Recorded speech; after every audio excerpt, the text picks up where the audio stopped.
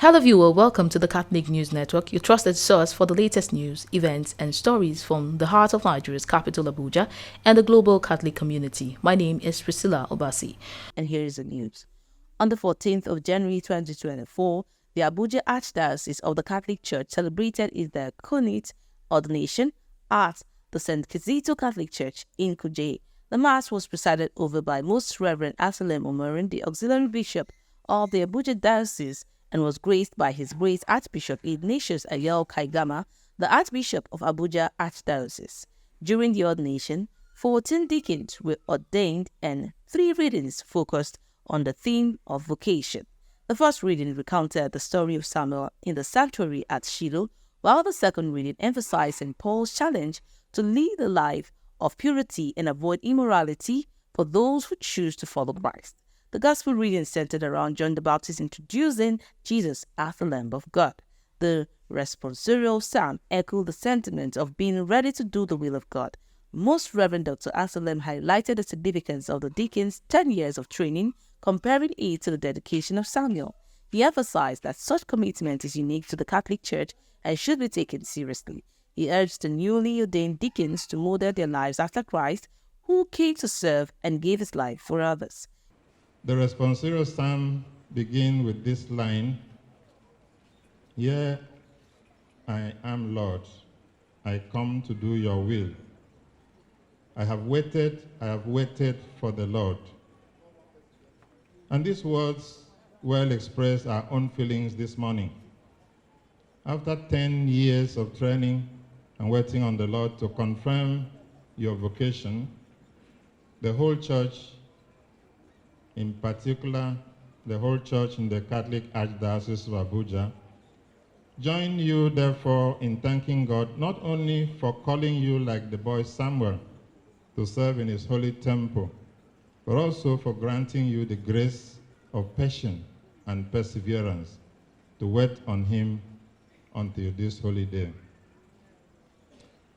There is no other profession or occupation where applicants spend as much as 10 years or even more before they begin to practice their trade.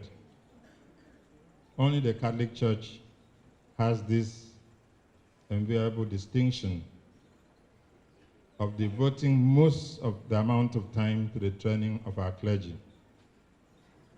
Therefore, this must tell you that what you are about to enter into is not a child's play. It is a serious business.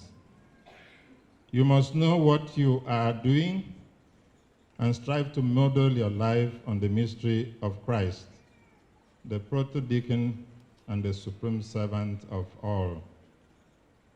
The example of your life must conform to the evangelical rules of the Son of Man, who did not come to be served but to serve, and to give his life as a ransom for many.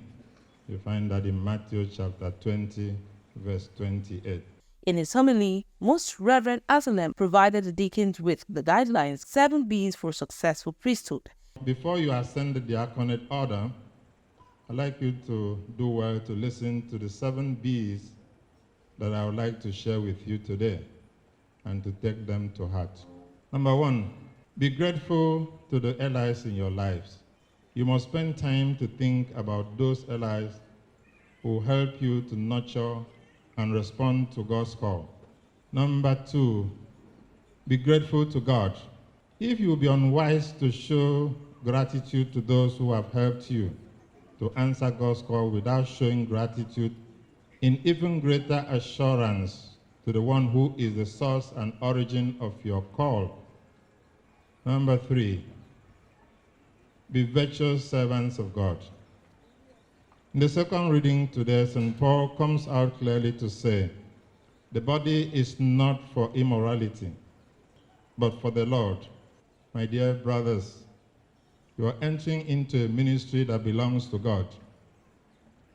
Ordination, whether it is diaconate or the presbyterate or the episcopate, is an act of consecration. To be consecrated is to renounce ownership of self and to transfer that ownership to God. One who belongs to God must live like God. One who has been claimed by Jesus and for Christ must put on the heart and the mind of Jesus Christ. We hear so much these days about the immoral lifestyle of men who have consecrated themselves to the service of God. You must not indulge in that way of life. Number 4, be concerned about your body. In order not just to spiritualize what St. Paul is saying in the second reading, I'll draw your attention to something of equal importance. St. Paul recommends care for the body. I want to encourage you. Don't abuse your body with food or drinks or anything else. Number 5, be heralds of Jesus. It took John the Baptist to point to Jesus as the Lamb of God. This introduction made 2 of John's disciples to follow Jesus and to know where he stays. Number 6, my dear deacons to be, the heart of your ministry is to be with Jesus, to stay with him, to live with him. Ministry in the church today has become so functionalized, almost as if a deacon, a priest, or a bishop is simply about busy with a series of activities to be done.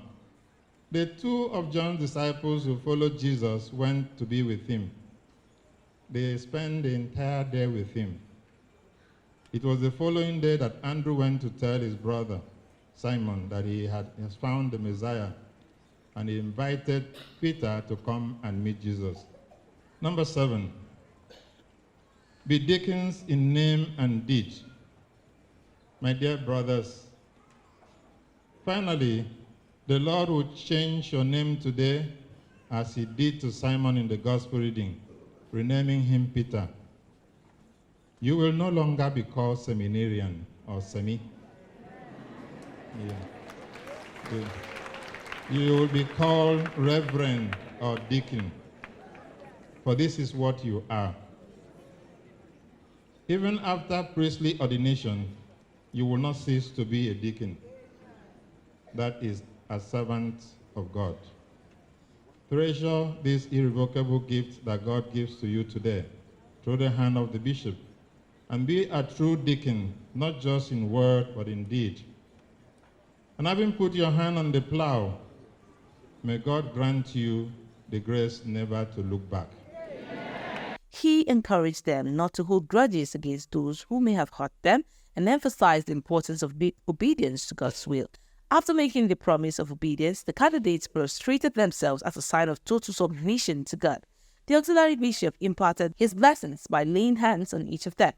Reverend Father Henry Duru, the parish priest of Saint Kizito Catholic Church, Kuje, expressed his gratitude for hosting the Archdiocesan ordination, which was a first for the parish. He considered it a double blessing to have 2 diocesan bishops present, especially the first time in the 24th year of his priesthood, according to the priest. On this epoch-making event, the ordination of the 14 deacons in Saint Kizito's parish, Kuje, it is really an epoch-making event because this is the first time our parish, Saint Kizito, is hosting an archdiocesan ordination, first of its kind. Your Grace, we feel so excited. Personally, I feel so excited. This year will be my 24th year in priesthood.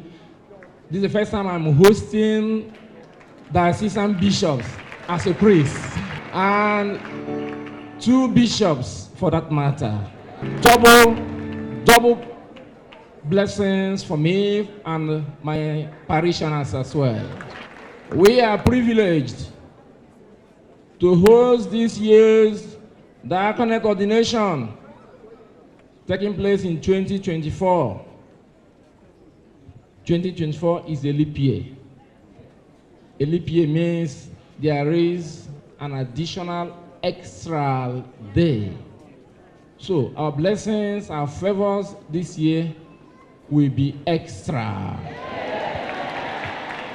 The choir and the Zumutamata added to the joyous atmosphere with their musical rendition.